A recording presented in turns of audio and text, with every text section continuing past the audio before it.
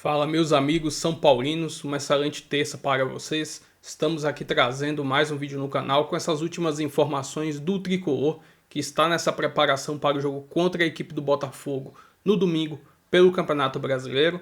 Além disso, a polêmica sobre a venda do garoto Henrique Carmo para o futebol russo. Enfim, muita repercussão aí na imprensa, com muitas críticas em cima de Júlio Casares. Se inscreva no canal, deixa seu like, se quiser deixar aí seu comentário no vídeo. E vamos aí com essas últimas informações. Tem a apresentação, né, Edu? Mas tem também alguns questionamentos em relação a mais um jovem lá de Cotia que foi negociado, Edu.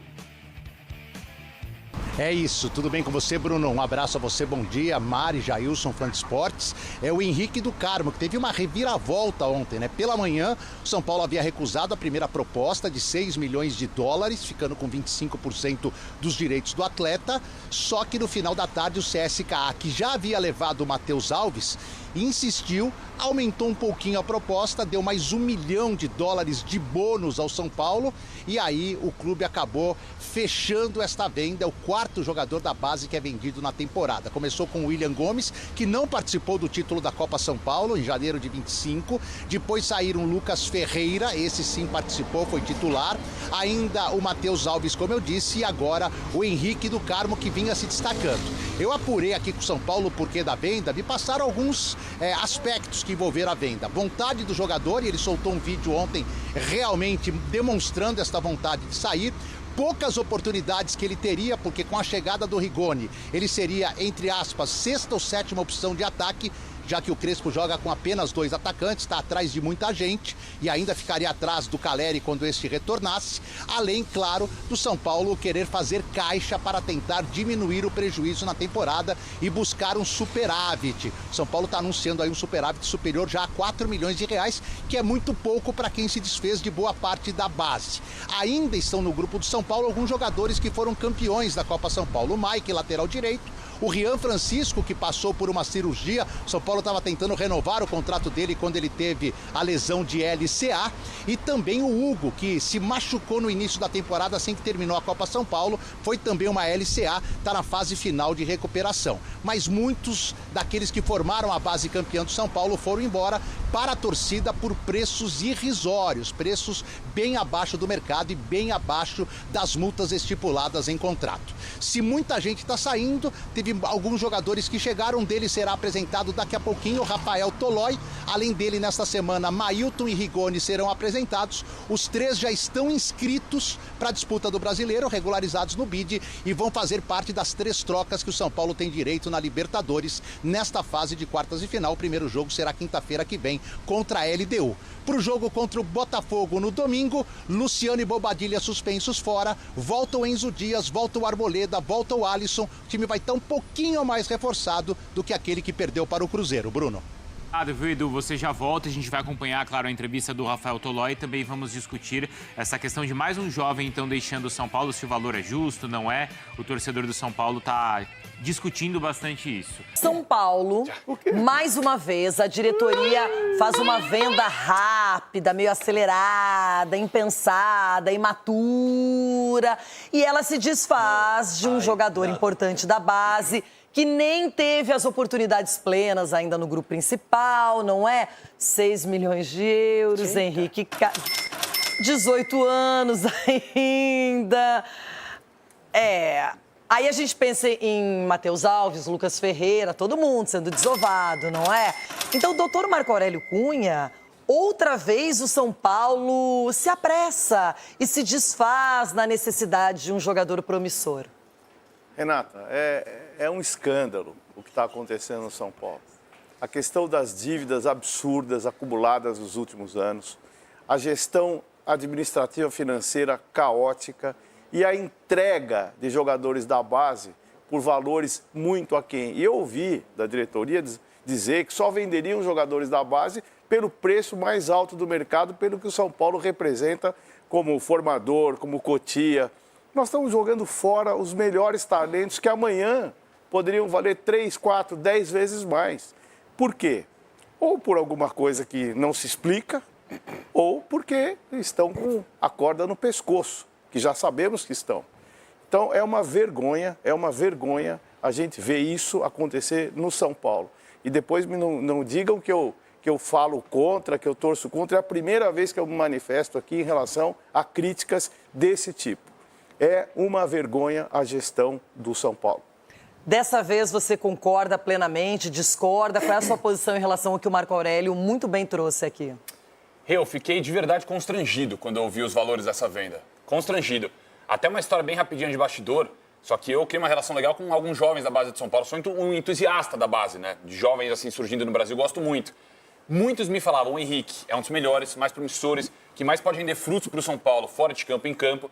6 milhões de euros?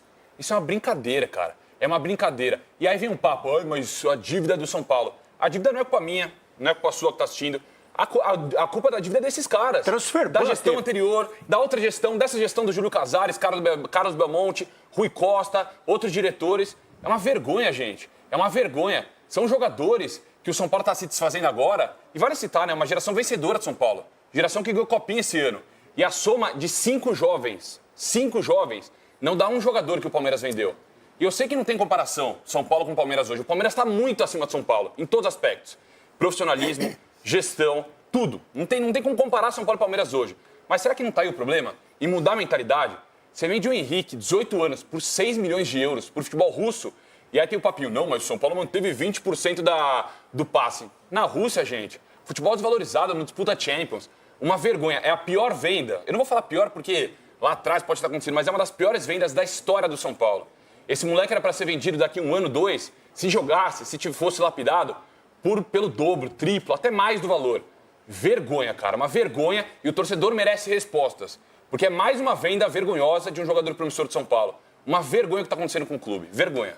Olha, os dois se manifestaram, na minha opinião, de uma maneira muito correta, muito precisa.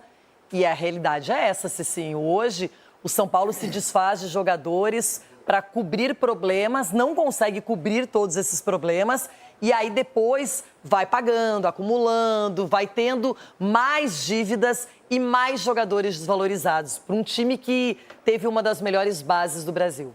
Exatamente, Renata. O São Paulo plantou, né, esse caos e está colhendo agora. E no momento de colher, eles estão pegando aqueles jogadores que estão se despontando e para pagar, né, para sanar as dívidas. Mas nem paga, Cicinho.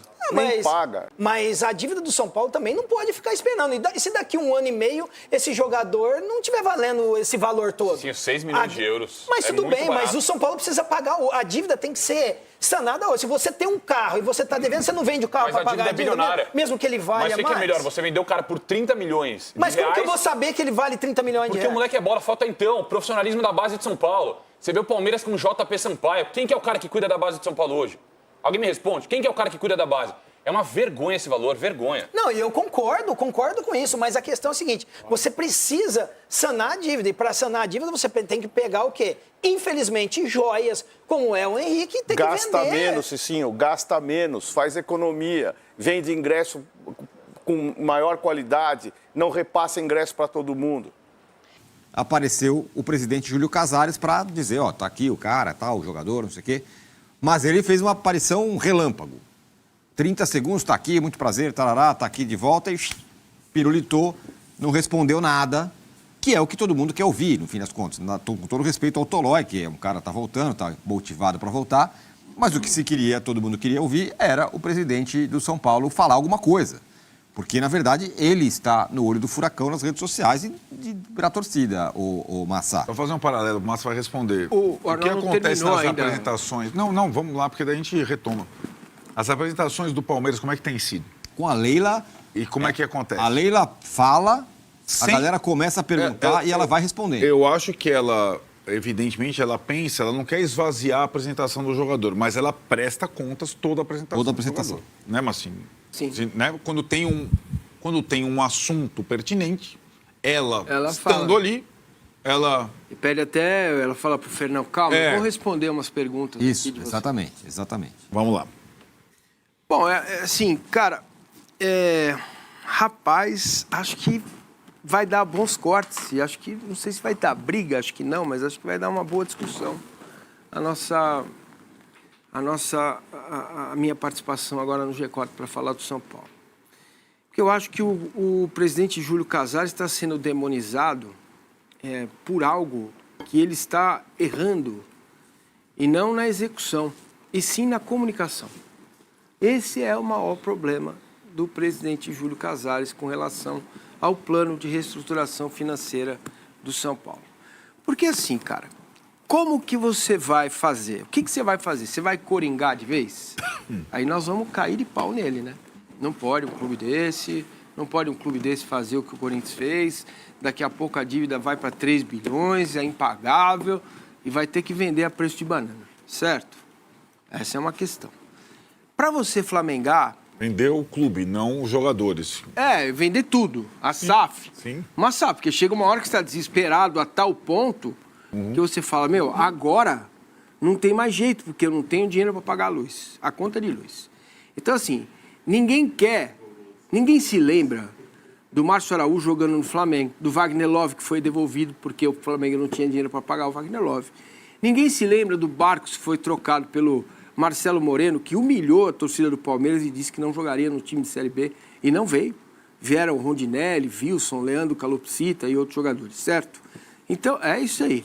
Exatamente. Penteado. Então, assim, eu acho que é muito fácil na nossa posição dizer e constatar uma verdade. Está vendendo quase de graça os jogadores.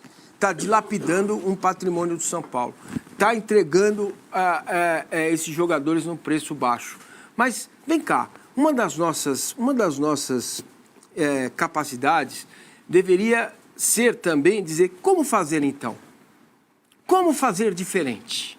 Sendo que você está pegando um clube na situação que está, ele tem dificuldades a aumentar as receitas, não como deveria, esse é uma crítica, esse é um ponto importante. O São Paulo não pode arrecadar menos que o Palmeiras em hipótese nenhuma, em situação nenhuma na vida, mesmo quando se tem agora no futebol, nunca teve tanto dinheiro no futebol colocado como se tem agora, certo? Então esse é um fato. Agora, como que você vai fazer dinheiro?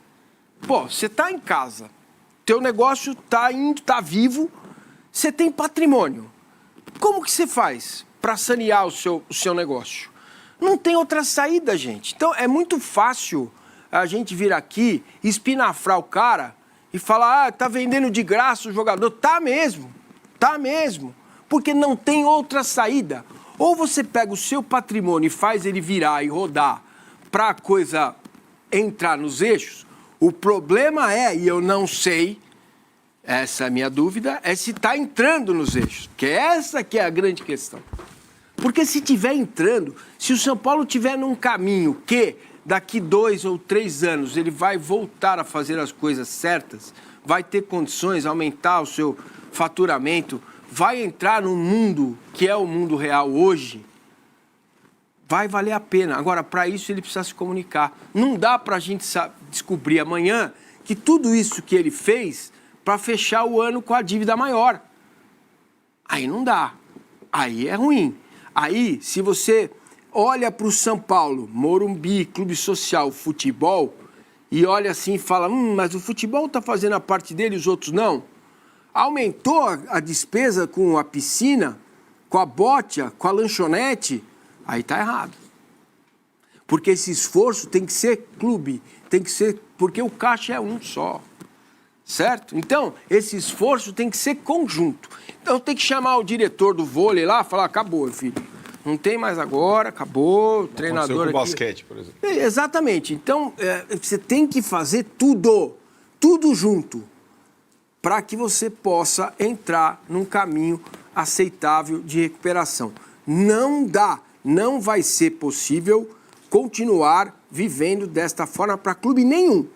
Nem para o São Paulo, nem para o Corinthians, porque hoje as coisas são diferentes. Tem transfer ban, né? Os parceiros se afastam. Esse é um ponto que eu queria colocar. Como fazer diferente? O Morumbi ninguém quer tocar. Quer o estádio raiz, porque não sei o quê, porque o ingresso tem que ser barato, tem que ser mais barato. É louvável. É louvável. Certo? Pensando na questão humana da coisa, é louvável. 60 mil ingressos mais baratos, o futebol é do povo. Agora, quem faz o caminho inverso tem um preço assim, e dinheiro sobrando. Porque o futebol virou outra coisa. Não é mais o que foi o futebol que nós nos acostumamos. E não estou fazendo juízo do valor, não estou dizendo se está certo ou se está errado. Eu estou dizendo que é assim que é. Então, vender a base para sempre é barato. Está muito barato, presidente Casares. Certo? 30% por 250 milhões não é nada, é barato. O senhor pode estar, se for isso mesmo, o senhor pode estar prejudicando seriamente as futuras gerações de torcedores do São Paulo com esse acordo na base. Essa é outra coisa a ser discutida. Agora, vender os caras barato, não tem como. Fala pra mim como. Você entra na casa de alguém, o sujeito tá vendendo o liquidificador, e não adianta. O cara tá apertado, você tem que comprar, tem que vender para fazer a coisa andar. O problema é o cara pegar o dinheiro do liquidificador, chegar no fim do ano, conversar com a família e falar, ó, não deu certo, a dívida aumentou. Aí, amigo, aí é coisa de louco. Muito bem, vamos lá. Arnaldo, você estava no meio do raciocínio, daqui a pouco a gente bota o Vessone também para falar. Não, então, eu acho que o Massim tocou num ponto da falta de boa comunicação da parte do presidente do São Paulo por um ano, porque não é uma simples movimentação contrária, é um ano em que ninguém está fazendo isso e que o futebol está movimentando mais dinheiro do que sempre movimentou em todos os cantos. Então, é um ano que você está na contramão de todos os seus adversários. E para você ir na contramão de todos os seus adversários, você precisa comunicar bem isso. E acho que no início do ano, quando o plano foi elaborado já no meio do ano passado, mas quando foi instituído o orçamento para 2025, porque o orçamento é o balizador da temporada, né? A comunicação era necessária continuamente. E aí, Massini, o crédito que o presidente tinha para fazer tudo isso, para dar o passo atrás, para sacrificar o ano, sacrificar em todos os aspectos, esportivamente, financeiramente, o ano de 2025, ele perdeu a credibilidade na falta de comunicação. Isso já se foi. Então, o que o torcedor do São Paulo estava disposto a fazer em janeiro, ele não está mais disposto a fazer agora. Né? Então, assim, se a comunicação fosse, nós não vamos contratar nenhum jogador com direito, nós vamos ter que vender todos os nossos jogadores, sacrificando uma geração 2006, para inverter a roda, e nós não vamos diminuir a dívida no primeiro ano, nós vamos parar de aumentar a dívida, porque já seria um sinal. Porque a dívida no governo dele está aumentando de forma cavalar todo ano. Então, se você para de aumentar a dívida, você controla os seus juros e... Se o São Paulo, a dívida é 1 bilhão, se o São Paulo fechar o ano em 1 bilhão, ele não aumentou a sua dívida. E seria uma novidade positiva, porque não é de uma hora para outra, como eles dizem, que o transatlântico dá a marcha ré. Não é. O orçamento para 2025 do futebol, o futebol gastou 600 e tantos milhões em 2024. Para 2025 era 450 milhões. Como é que você pega um clube profissional que gastou 600 milhões no futebol um ano e passa para 420? E vou trazer uma matéria aqui falando sobre essas contratações do São Paulo e o que o São Paulo espera desses jogadores, né? Abre aspas, liderança, bola parada e talento. O que o São Paulo espera do trio de reforços na Libertadores. Tolói, Mailton e Rigoni serão inscritos pelo São Paulo para os confrontos contra a LDU de Quito. O São Paulo efetuará nos próximos dias 3 trocas na lista de inscritos na Conmebol Libertadores para os confrontos de quartas de finais contra a LDU, Rafael Tolói, Mailton e o atacante Rigoni. Apesar da frustração pela não contratação de Marcos Leonardo, que resolveria a carência em um setor que tem 2 centroavantes afastados por lesão, a diretoria acredita que conseguiu um bom acréscimo de peças nesta janela, mantendo sua política de contratações a custo zero na aquisição de direitos econômicos. Em relação aos reforços, há animação sobre as impressões iniciais desses jogadores.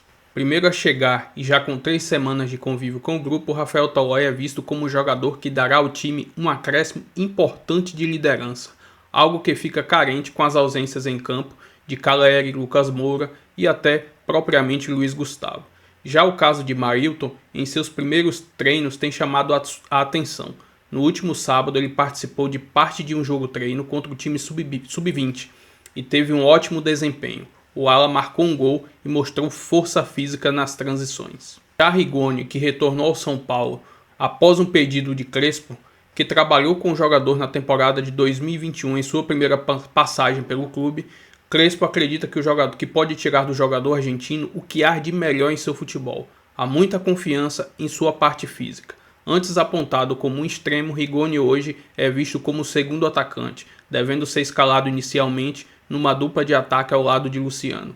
Ambidestro, o jogador dá ao time uma nova característica. O time volta a jogar no dia 14 contra o Botafogo pelo Brasileirão e depois faz o primeiro jogo das quartas da Libertadores no Equador no dia 18, onde enfrenta a equipe do LDU lá no estádio Casablanca. A volta será no dia 25 no Morumbi. Enfim, essa é uma matéria aí trazendo essas últimas informações desses reforços do São Paulo. Se inscreva no canal, deixa seu like, se quiser deixar sua opinião aí nos comentários e até o próximo vídeo. Valeu!